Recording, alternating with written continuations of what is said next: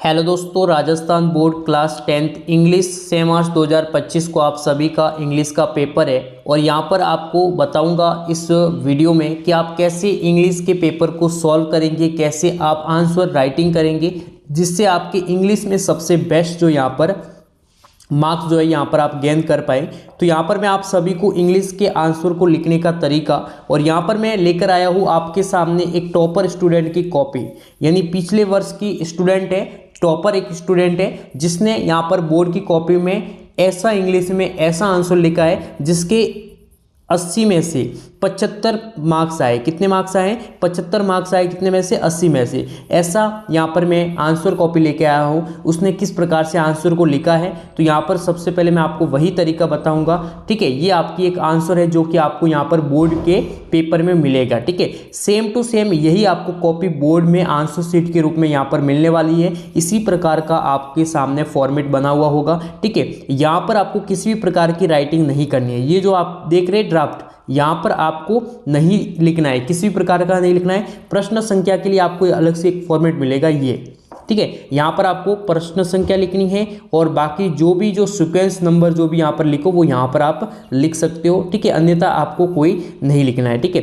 तो यहाँ पर आप देख सकते हैं इसने यहाँ पर सेक्शन ए के आंसर दिए हैं, जो कि एक पैसेज था जिसने यहाँ पर आप देख सकते हैं किस प्रकार से आंसर दिया है, ठीक है।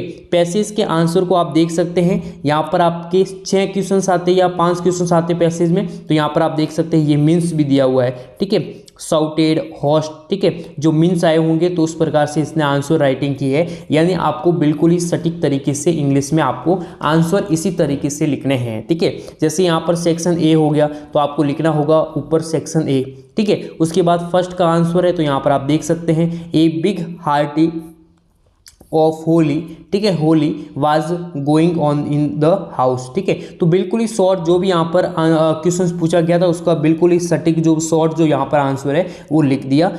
इधर गिधर किसी प्रकार की अन्य जो बातें हैं वो यहाँ पर नहीं लिखी गई। इसी प्रकार से यहाँ पर आप देख सकते हैं जो यहाँ पर आंसर है ये भी एक पैसेज के ही आंसर है, ठीक है। ये भी पैसेज के ही आंसर लिखे गए। यहाँ पर आप देख सकते हैं यहाँ पर लास्ट में जो मीन्स ऑपोजिट पूछे गए होंगे उनके आंसर दिए गए। इस प्रकार से आपको यहाँ पर आंसर लिखने, जैसे 10वां है तो 10वां में 2 यादी प्रश्न है तो यहाँ पर आप इस प्रकार से लिखेंगे ए है, ठीक है ना, बी है, ठीक है। इस प्रकार से आपको फॉर्मेट बनाकर यहाँ पर अच्छे से आपको आंसर राइटिंग करनी है। फिर हम बात करेंगे सेक्शन बी जो कि राइटिंग, ठीक है, राइटिंग पोर्शन है जिसमें आपको ईमेल पूछे जाएंगे, ठीक है। ईमेल लिखने को मिल सकते हैं, लेटर मिल सकता है, आपको नोटिस मिल सकता है, आपको यहाँ पर पैराग्राफ मिल सकता है, ठीक है। पैराग्राफ के अलावा आपको स्टोरी मिल सकती है, ठीक है। आपको स्टोरी राइटिंग करनी होगी, एक पोस्टर राइटिंग, कोई पोस्टर दिया होगा उसकी राइटिंग करनी होगी। तो आप ऐसे जो यहाँ पर किस प्रकार से, तो बिल्कुल ही सिंपल यहाँ पर आप देख सकते हैं email to the editor of the Times of India about the importance of trees, यानी पेड़ पौधों की जो महत्वता है, ये जो महत्ता है उसके बारे में यहाँ पर बताना है। किसको बताना है? द टाइम्स ऑफ इंडिया को। तो यहाँ पर आप देख सकते हैं इनकी ईमेल आईडी 2 में ईमेल आईडी आएगी। यहाँ पर आप देख सकते हैं जो ईमेल आईडी आपको दी होगी क्वेश्चंस पेपर में, क्वेश्चंस में editor times of India @gmail.com, ठीक है।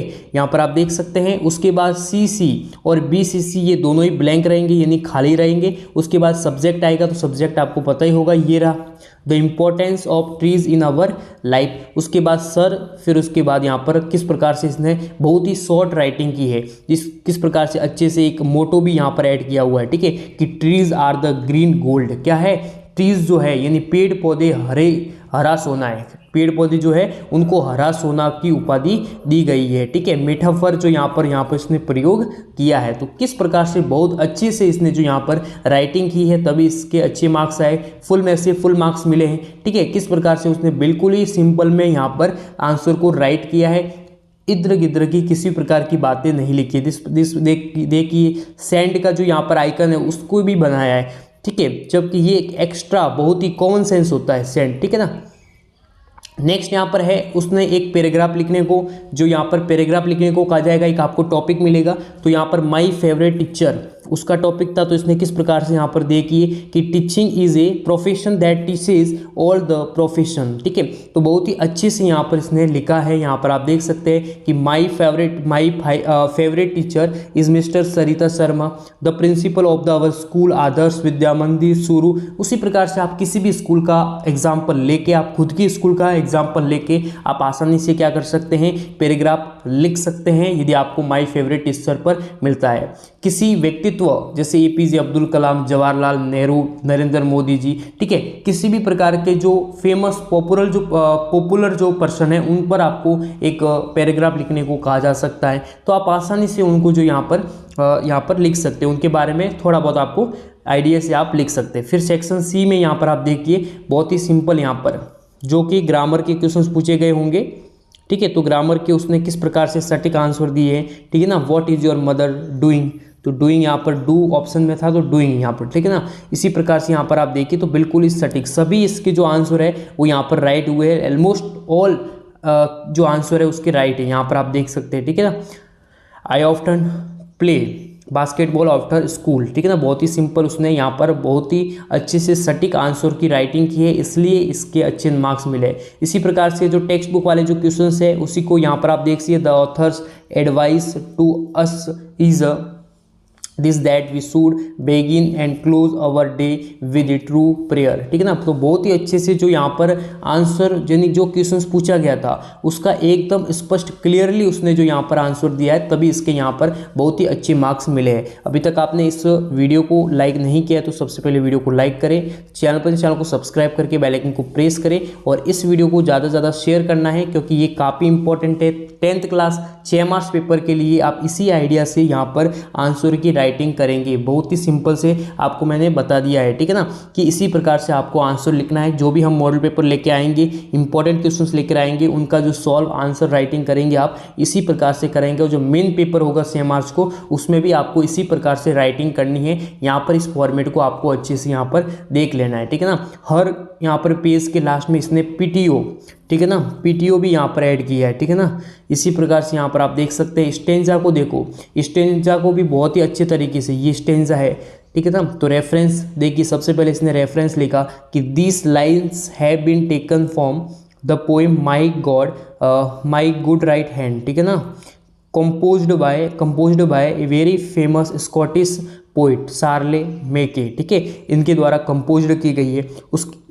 उसके बाद कॉन्टेक्स्ट यानी इसका थोड़ा बहुत जो प्रसंग है वो लिखा है कि in this line the poet want to tell us when nobody helped him in his hurt he has courage his courage and hard work, ठीक है ना, सेव्ड हिम फ्रॉम, ठीक है ना। इस प्रकार से यहाँ पर इसने पूरा का पूरा यहाँ पर स्टेंजा को राइट किया है, जो कि 3 भाग में, जिसमें रेफरेंस आ गया, कॉन्टेक्स्ट आ गया और एक्सप्लेनेशन आ गया, ठीक है ना।